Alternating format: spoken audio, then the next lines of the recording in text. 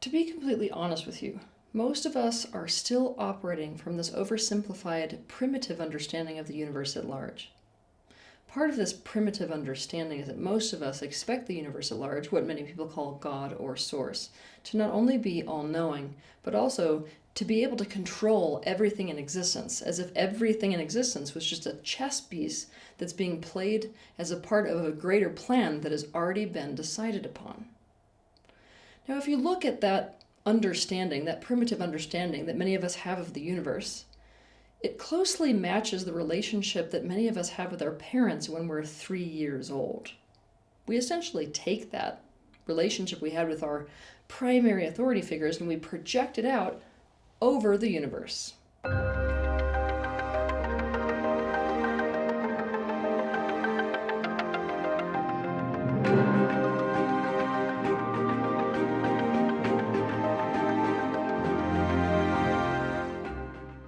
Of course, growing up to find out that the reality of our parents was quite different than what we thought is a scary process, and the same can be said of growing up and realizing the truth of the universe versus this oversimplified way of looking at it.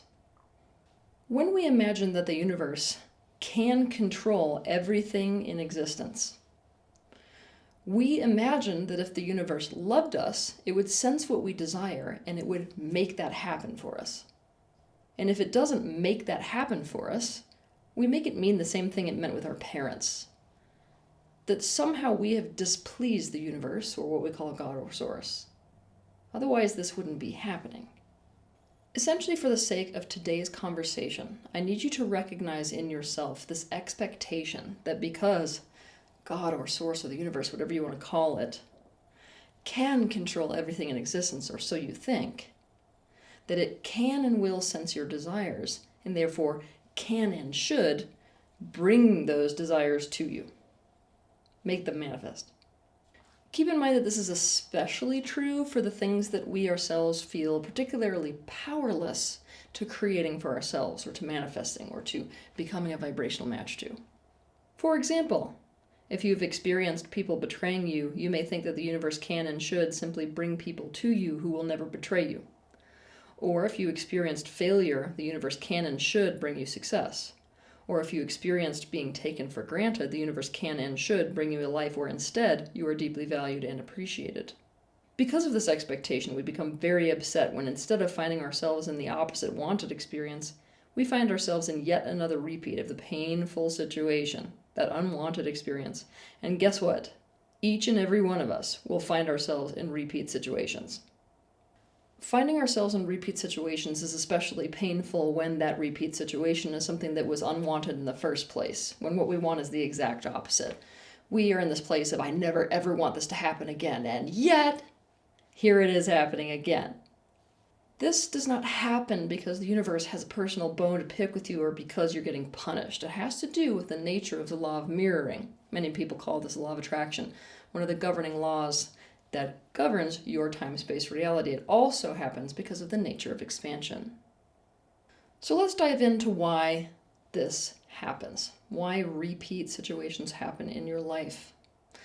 First of all, like I said before, it is not happening because you have done something wrong and are being punished by the universe at large. It is not happening because the universe, what many people call Source or God, could make something else happen, but it just isn't for some reason. It is happening because you are a fragment of the universe, and that means you have free will. You are a creator, whether you are a conscious creator or an unconscious creator. And if you have any way of thinking or behaving that feeds into creating the unwanted experience in any way, that way of thinking or behaving has to be changed for the unwanted experience not to happen. It's at this point that I have to make you aware that the vast majority of people are not making it work with their conscious focus on manifesting things because, guess what? Your conscious mind is not the only thing that holds a vibration. Your subconscious mind does as well, and believe me, there's far more meat there in the subconscious mind. Imagine that what somebody wants is a relationship, not just any relationship, a genuine romantic partnership. But every time this person gets close to somebody, they withdraw. Now, it's easy to see from the outside that this is a sabotaging behavior. This is a behavior that will make it impossible to have that very thing that this person is wanting. Essentially, this behavior is feeding the creation of the very thing this person doesn't want. It's not feeding the creation of a romantic partnership. The universe cannot come in and force this person with this pattern to be intimate and to not withdraw. It also can't force a romantic partnership to happen despite the fact that they are withdrawing. That by definition is not a relationship. It's a relationship that lacks intimacy, so we could call it a social arrangement, but that's not what this person actually wants. What the universe can do is to be in a relationship with this person. We could say the universe at large is in a very intimate relationship with each person, because you are a fragment of the greater universe. So, let's say that the universe, what many people call source or God, can be in this very powerful relationship to this person. What the universe can do is to lend all of its focus and energy towards making the person aware of this detrimental pattern within themselves so that they can use their free will to make a different choice. On top of that, lending all of its energy towards what this person desires. And when that happens, that creates this convergence, shall we say, of all the people, places, things, and circumstances that are a match to what that person desires.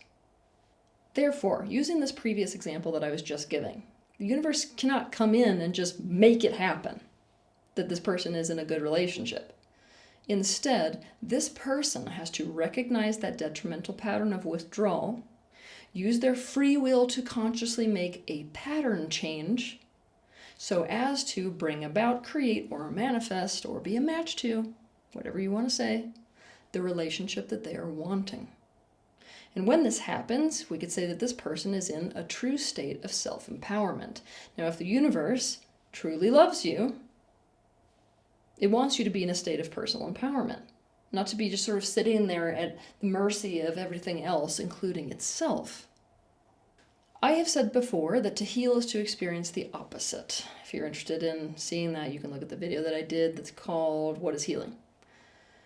It seems pretty simple at face value, right? And when we hear this, it's pretty tempting to think that to have a healing experience, you have to be in the opposite experience.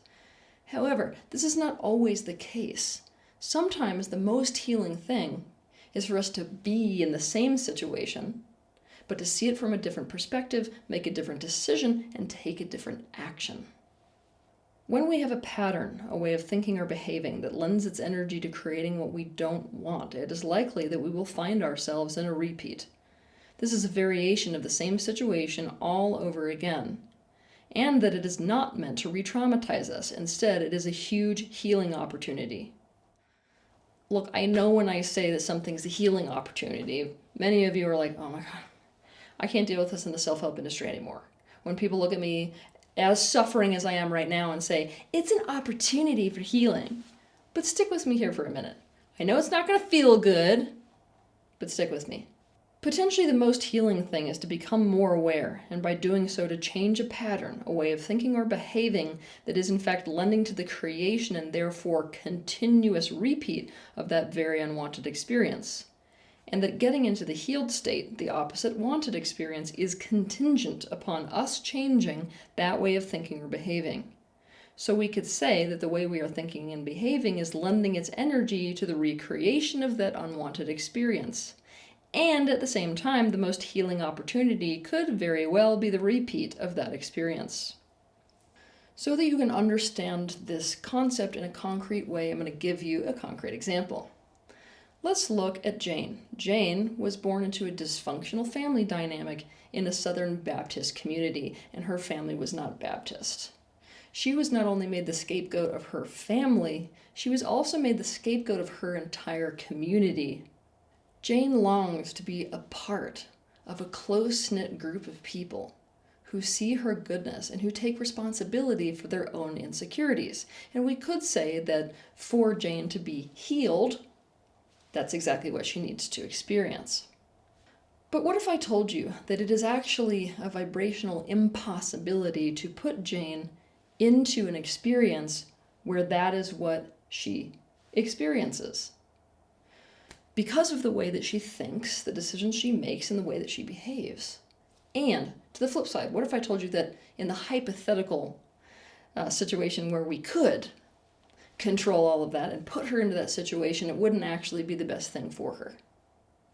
Essentially, there would be zero free will, zero conscious creation, and zero personal empowerment within it, and therefore, Jane finds herself in a nightmare repeat of her childhood.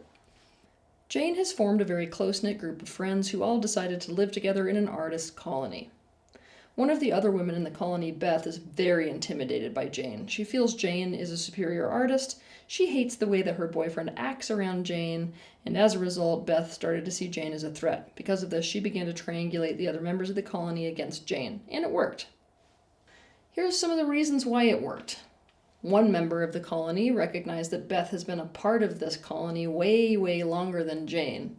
Therefore, she's in more of an authority position. So this person started to worry about their place being secure in terms of their living situation if they weren't to align with Beth. For another member of the community, when Beth started to do this, what Beth did is bring up this idea of infidelity, saying, oh my gosh, you would not believe it, but like Jane is actually actively trying to seduce my boyfriend away from me, knowing full well that this person's parents were ripped apart by infidelity, so it's a personal trigger. As a result, this person was also successfully triangulated against Jane. You get the point. So on and so forth. Each member of this community had a personal insecurity that they were not taking responsibility for, and as a result, they decided to preserve their image of this artist commune as being absolutely wonderful except for Jane. And pretty soon, Jane found her entire character under attack. Again, she was the scapegoat of the entire social system that she spends her time in. Notice the repeat from childhood? Without going too far into the process that it took to get her there, because again, this is an example of how a repeat is something that the universe may put you in intentionally, and also because of the laws that govern this time-space reality unintentionally. All right, so what Jane figured out is that this pattern in her that continues to feed into the creation of her being scapegoated is a totally dysfunctional relationship with pressure. Essentially, anytime she's around somebody who refuses to take pressure that they themselves are responsible for and they offset it onto her, she has absolutely no boundaries around this pressure. Instead, she just takes it, and then the next time takes it, and then the next time takes it. So she keeps taking the responsibilities that are not hers. Why? Because she's so afraid of the consequence of not doing so. And this is something that the people in this community take full advantage of. They love to put her in situations where they're like, well, take the pressure that's really my responsibility, because if you don't, there's going to be a consequence for you. Of course, she's an absolute magnet for people who don't want any responsibility for themselves or others. And once a person learns that she will do this, they eventually make her responsible for literally everything in their life. And if she refuses to take it, she's immediately made the bad guy, and the consequences of the responsibility being dropped come down on her instead of the other person. I'll give you just one example. In this artist commune, it is each person's responsibility to come up with their percentage of the rent. And there's a person in this community, her name was Jess, who is chronically never able to come up with rent. So when Jess can't come up with rent, she turns to Jane and starts crying about it. Now Jane just takes the pressure and pays the rent for Jess. Why? Because she keeps being told and understanding herself that if she doesn't, the whole group is not going to be able to come up with enough rent to pay the landlord, and the landlord could potentially kick them out. So that's the consequence that all of a sudden Jess has put on Jane, and Jane has taken so as to avoid that consequence. Jane realized that this dysfunctional relationship with pressure is something that began in her childhood. Essentially, this is what being a scapegoat is. It's taking pressure that is not actually yours, that belongs to somebody else, and doing so because there are major consequences for not doing so. Let me explain. When the Baptist community treated her poorly, her father didn't defend her. He made it her responsibility to try to not take it personally. When her mother made her the problem in the family so that she could avoid facing the fact that she was deeply unhappy in her life and had chosen the wrong thing and therefore needed to change something about her life, Jane actually took the pressure and tried to act in a way that pleased her mother. When they expected Jane to caretake her younger brother, Jane took that pressure and resentfully watched him as if he was her son every day after school. Jane realized that she was in a repeat situation, and that instead of focusing at the situation like this shouldn't be happening, the best course of action would be to realize that she has to see this whole situation from a different perspective, make a different decision, and take a different action. That if she did, this might just be a healing experience. So what did Jane do? Jane decided that this time she was going to have to not take pressure that was not hers. That was going to be her new practice, right? So what she did is she decided to put the pressure back where it actually belongs. The first thing she did was to actually look at her behavior to make sure, really make sure, including checking it against other people on the outside, that she wasn't actually doing something that was detrimental to the rest of the people to make them feel this way towards her. When she was sure she was not doing that, she put a lot of time, energy, and effort involving other people's opinions too into really becoming clear about what is her responsibility and what is their responsibility, meaning the other people in her life. After that, she set a firm boundary with Beth. She had a conversation with her about how she has to face her insecurities relative to her own art and her own relationship with her boyfriend. She told her that if she fears that someone can threaten the relationship, who she really distrusts is her own boyfriend. And Jane set the boundary that beyond ensuring Beth that she will never cheat with him, she would no longer be made responsible for keeping their relationship secure, because that was their job. Despite the relatively amicable nature of this discussion, the problem is that having Jane in the scapegoat position was actually still on a subconscious level, serving Beth immensely. So Beth escalated the entire conflict and flew into a complete meltdown about how it's not okay and it's not acceptable and it's not fair, and in fact, I'm going to leave the community. She even convinced another member of that artist commune to leave with her. Now, it's at this minute that all the pressure to change the pattern's been escalated on Jane. So Jane goes, okay, I gotta sit down with this. What am I supposed to do if I'm in a repeat? Okay, what I would normally do is I would normally just take the responsibility and go, oh no, everything could fall apart. My entire living situation could fall apart if Beth and this other person decides to leave. So what she would normally do is do anything to de-escalate the situation. She would immediately take the responsibility and the pressure to make Beth feel totally fine to be in the house again. That means please her no matter the consequence. Now, if that's what she normally does, and that is in the pattern, she has to do something different. So what she decided to do was to say, look, I totally understand your insecurities are so intense when it comes to me that you may have to choose to leave the community. She did this knowing that not only was she going to have to deal with the discomfort of changing that pattern relative to Beth, but also she was going to be seen as the bad guy by the other member of the commune who Beth had taken under her side. So that meant the loss of 2 relationships, not just one, and all the consequences that come with it. But she was at a point with her life where she had seen so many repeats of this pattern in her childhood, she was like, listen, the most important thing is that I do something different this time. So she stuck to her position. Beth was flabbergasted and furious. She and the other roommate packed their stuff into a car and left that night in the middle of the night. That same week, she also told Jess she couldn't pay for her rent, and after only 1 month of someone else having to pay for her so as to not get kicked out of the place, the rest of the community asked Jess to leave and make room for another person who would make the rent. But let's go. Long story short, they couldn't find enough artists to move in to come up with the rent. But everyone agreed that it was not Jane's fault that they didn't take responsibility to do so. And so all the remaining roommates got evicted from their little artist commune. Now, at face value, you may be like, oh my God, that didn't go well. Are you kidding me? But hold the phone. Jane actually, in retrospect, feels as if all of this was worth it. Even though there were painful consequences, it was definitely worth not being in that same situation again. In retrospect, Jane could see how dysfunctional those dynamics were in that community and how what she was doing was feeding into it. So she had stepped into a life where she was no longer part of a social system where she was being scapegoated. And, most importantly, she didn't just step in and take all of the pressure, but she also didn't run away from it, only to end up in the same situation all over again. Her new healing practice was, only taking responsibility for what was actually her responsibility, and beyond that, only taking responsibility for what she wanted to take responsibility for. When we find ourselves in these repeat situations, the automatic thought that we have is, this shouldn't be happening. And why wouldn't we think that? It's not what we want. In fact, it's the exact opposite of what we want. But from a more objective, universal perspective, top down, big mind perspective, this should be happening, and it is in fact for us. I'm not asking for you to automatically feel that when you're in a repeat situation.